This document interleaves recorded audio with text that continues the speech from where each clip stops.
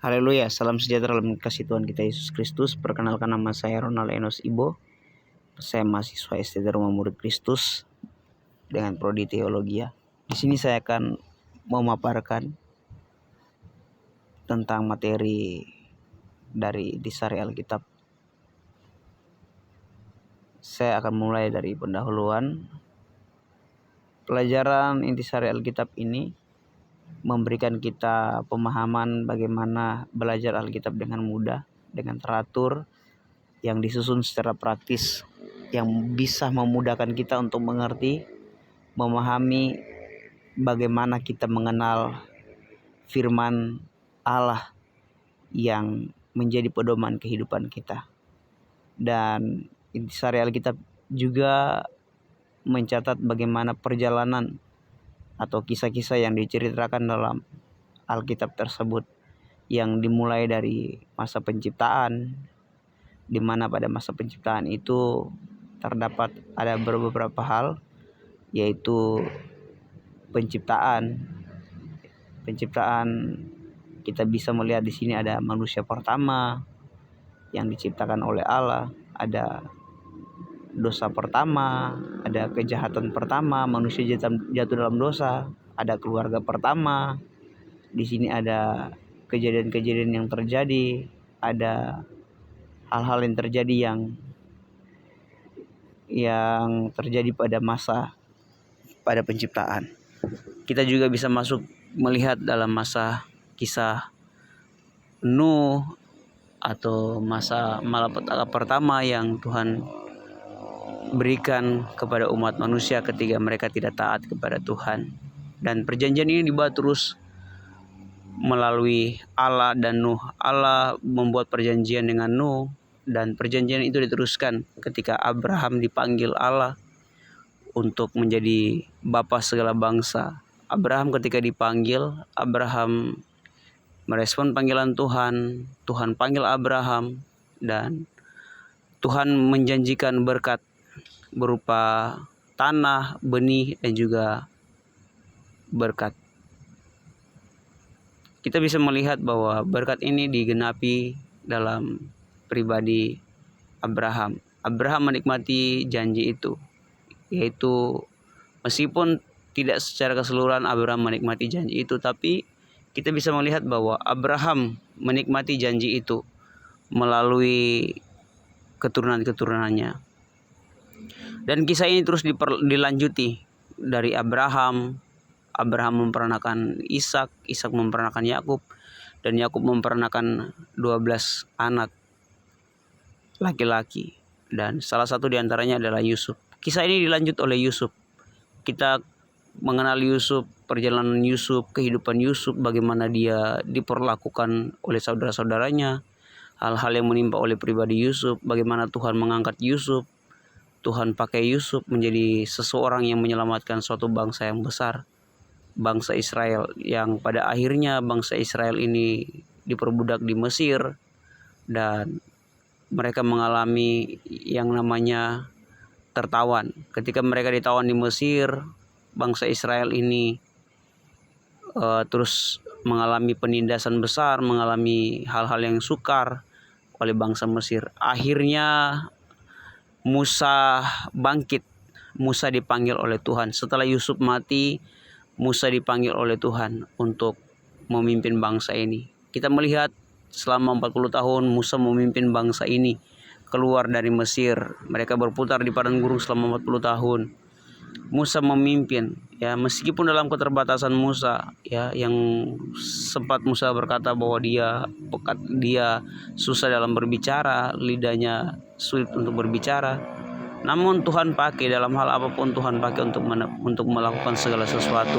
Akhirnya Tuhan membawa Musa untuk menikmati pertolongan Tuhan, dan kisah ini terus dilanjuti.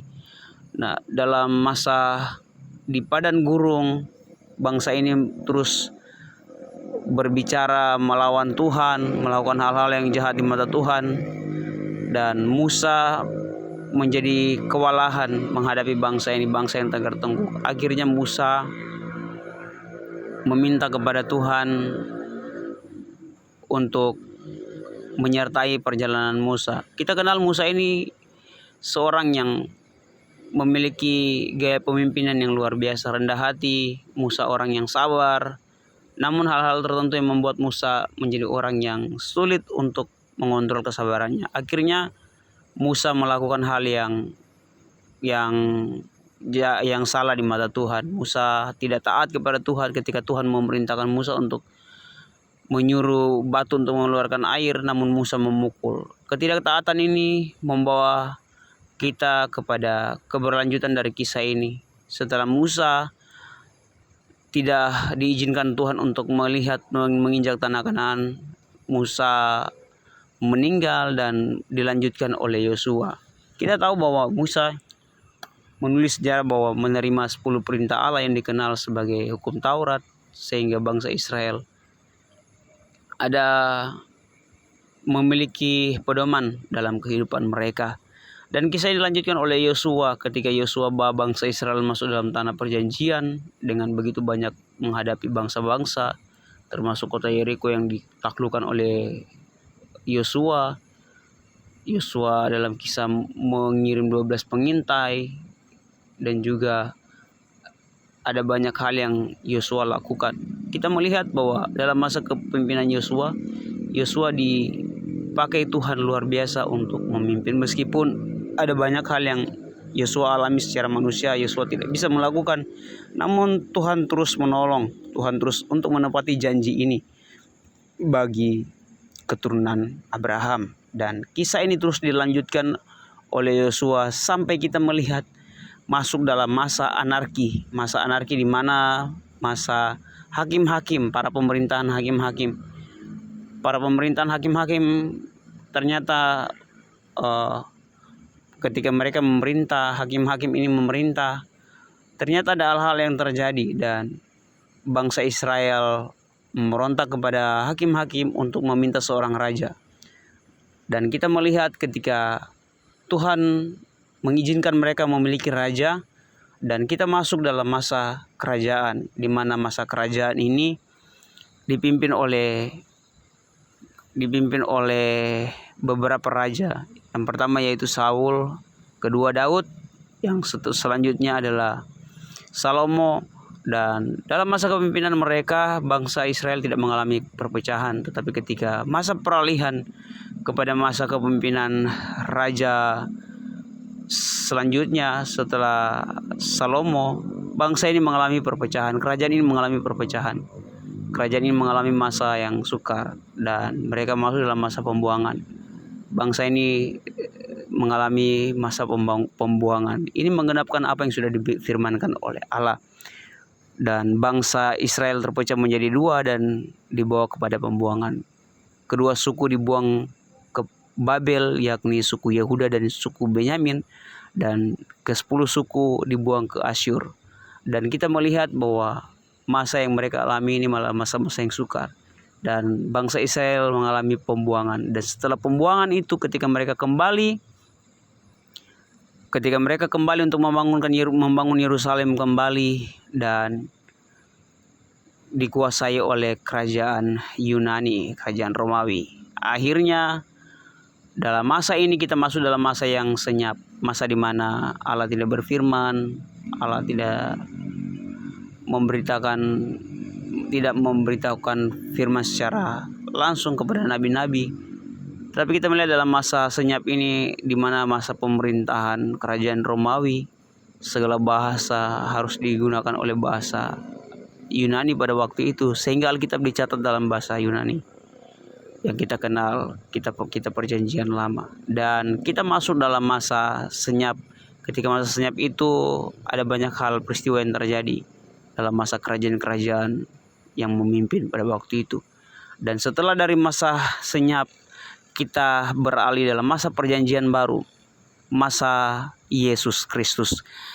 Dalam masa kepemimpinan Kristus Yesus di dunia ini, kita melihat ada begitu banyak hal yang terjadi, di mana kita melihat gambaran kehidupan kekal yang mulai dinyatakan melalui pribadi Kristus. Kita tahu kelahiran Kristus, kematian Kristus, kebangkitan memberikan sebuah jaminan keselamatan.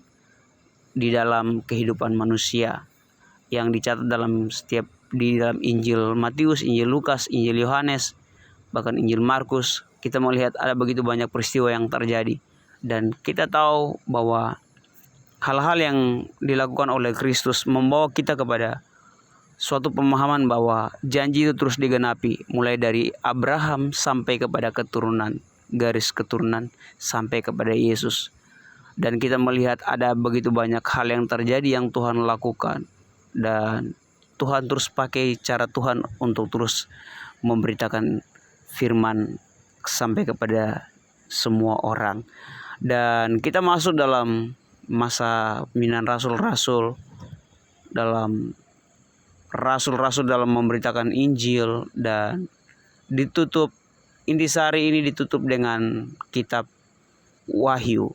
Kitab Wahyu ini mengisahkan tentang penggenapan semua penglihatan yang dilihat oleh Yohanes.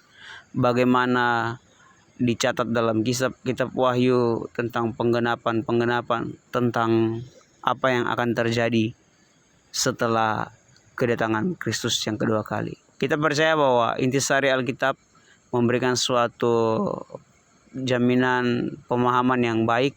Ketika kita belajar intisari Alkitab, kita mengerti, memahami bahwa Tuhan punya cara yang mulia untuk membuat kita mengerti dan memahami kebenaran firman Tuhan.